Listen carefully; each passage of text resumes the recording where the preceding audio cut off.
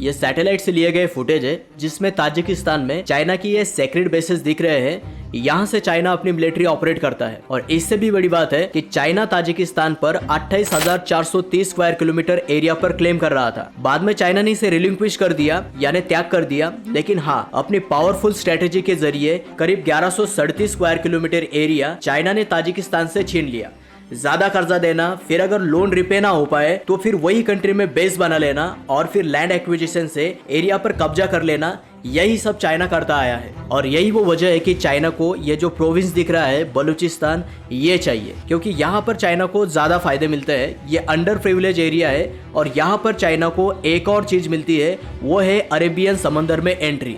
लेकिन हाँ, यहाँ पर BLA यानी बलूचिस्तान लिबरेशन आर्मी के रेबिलियंस रहते हैं। अच्छा, रेबिलियंस मतलब वो लोग जो स्टेट के खिलाफ हथियार उठाए हुए हैं। ये सेपरेटिस्ट है, मतलब उनको बलूचिस्तान को पाकिस्तान से आजाद कराना है। वही अगर चाइना यहाँ पर इंटरफियर करे तो BLA हाथ पर हाथ धरे थोड़ी ना बैठेगा। उनको पता है कि चाइना के CPEC से और बड़े बड़े प्रोजेक्ट से बलूचिस्तान को कोई फायदा नहीं होने वाला, बल्कि पाकिस्तान को पैसा चाहिए। वो अगर चाइना उसे देता है तो फिर पॉसिबिलिटी है कि चाइना यहाँ पर बेसेस बना के मिलिट्री खड़ी कर सकता है। तो यही वो रीजन है कि चाइना के एक एक सिविलियन को मार दिया जा रहा है। यह 27 मार्च 2024 की CNN की रिपोर्ट है।